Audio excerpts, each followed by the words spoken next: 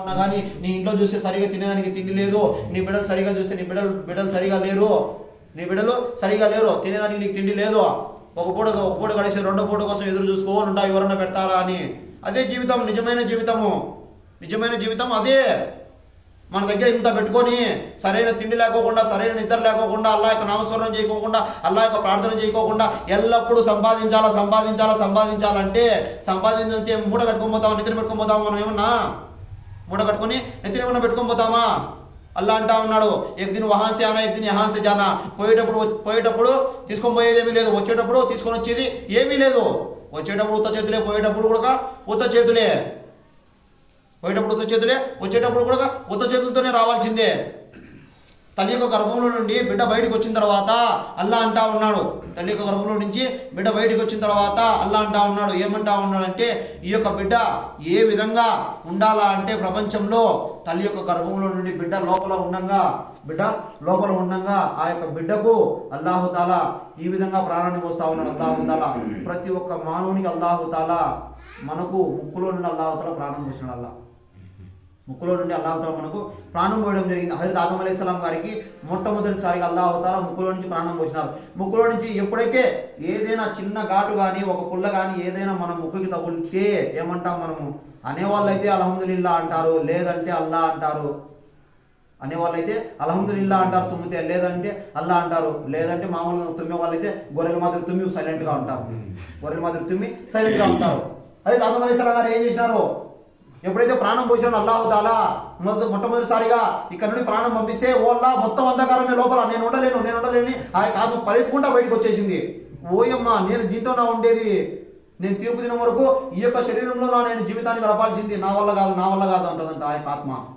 నా వల్ల కాదు నేను ఉండలేను లోపల అంటుందంట. లోపల ఉండలేనంటే అల్లాహుతాలా ఎక్కడి నుంచి పంపించాలన్నా అక్కడికి ఆ శరీరంలోకి ఆత్మను పంపించేస్తాడు. ముక్కులో నుంచి ఎప్పుడైతే ఆ యొక్క ఆత్మను వదులుతా ఉన్నాడో వదలక ముందే హజరత్ ఆదం అలైహిస్సలాం గారు తుమ్ముతా ఉన్నారు, అల్హమ్దులిల్లా తమాం తారీఫే అల్లాహ్కి లియే, సమస్త పొగడ్తలు గారు కూడా అల్లాహుతాలా అంటా ఉన్నారు. హజరత్ ఆదం అలైహిస్సలాం గారు సమస్త పొగడ్తలు గారు కూడా అల్లాహుతాలా అప్పుడు అంటా ఉన్నాడు. హజరత్ ఆదం అలైహిస్సలాం గారితో అంటా ఉన్నారు. ఎవరంటా ఉన్నారు? అల్లాహుతాలాతో. అల్లా అంటా ఉన్నారు హజరత్ ఆదం అలైహిస్సలాం గారితో, ఆదం ఏమి నేను అల్లాహని నీకు తెలుసునా? సమస్త పొగడ్తలకు అర్హుడనని నేను నీకు తెలుసునా? ఎప్పుడైతే మానవుని ప్రపంచంలో అల్లాహుతాలా పుట్టిస్తా ఉన్నాడో, పుట్టించేటప్పుడు శైతాను గానికి ఇష్టం లేదు వల్ల నీ ప్రార్థన చేసేదానికి నేనున్నా, నీ యొక్క నామస్మరణం చేసేదానికి నేనున్నా, నీ యొక్క గొప్పతనం గురించి చెప్పేదానికి నేనున్నా, వినేదానికి నేనున్నా, నలుగురికి చెప్పేదానికి నేనున్నా, ప్రతి ఒక్క దాని కొరకు నేనున్నా. మానవుని మళ్ళీ ఎందుకు పుట్టిస్తా ఉన్నావు ప్రపంచంలో? పుట్టిస్తా ఉన్నావు అంటే, అరే మానవుని ఎందుకు కొరకు నేను ప్రపంచంలో పుట్టిస్తా ఉన్నానంటే మానవునికి మంచి జీవితాన్ని ఇస్తా ఉన్నా, ఆచరించిన వాడు మంచి జీవితాన్ని ఆచరిస్తా ఉన్నాడు, ఆచరించుకోకుండా వదిలిపెట్టేవాడు జంతువు కంటే హీనంగా ప్రపంచంలో జీవితాన్ని గడిపి నా దగ్గరికి వస్తాడు, లేకపోతే తిరుపతి అన్నాడు అంటా ఉన్నాడు. జంతువు కంటే హీనంగా ప్రపంచంలో జీవితాన్ని గడిపి నా దగ్గరికి వస్తా ఉన్నాడు. ఈరోజు మన దగ్గర మొట్టమొదటిది లేనిది ఏదంటే పరిశుభ్రం అనేది మన దగ్గర సరిగా ఉండడం లేదు. ఎవరి దగ్గరికన్నా పో ఏం పోయినా కూడా రాబోయే అంటే నేను పరిశుభ్రంగా లేని పరిస్థితుల్లో ఒకవేళ అల్లా చావునిస్తే నీ పరిస్థితి ఏమి? ఒకవేళ పరిశుభ్రంగా లేని పరిస్థితుల్లో అల్లాహుతాలా మనకు చావునిస్తే మన పరిస్థితి ఏమి?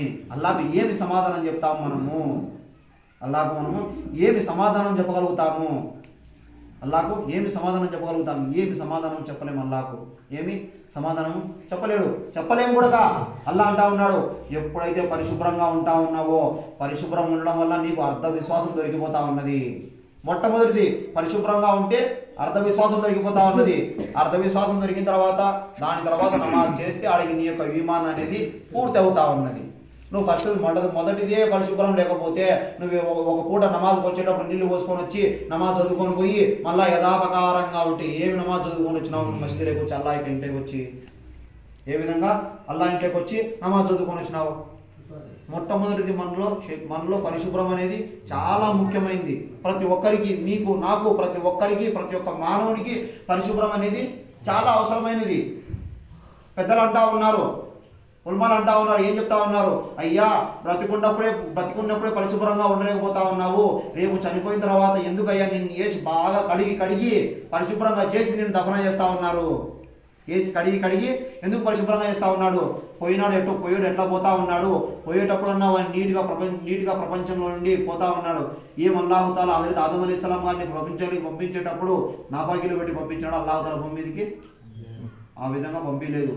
పరిశుభ్రంగా చేసి అల్లాహుతాలా హజరత్ ఆదం అలైహిస్సలాం గారిని ఈ యొక్క ప్రపంచానికి పంపించినాడు.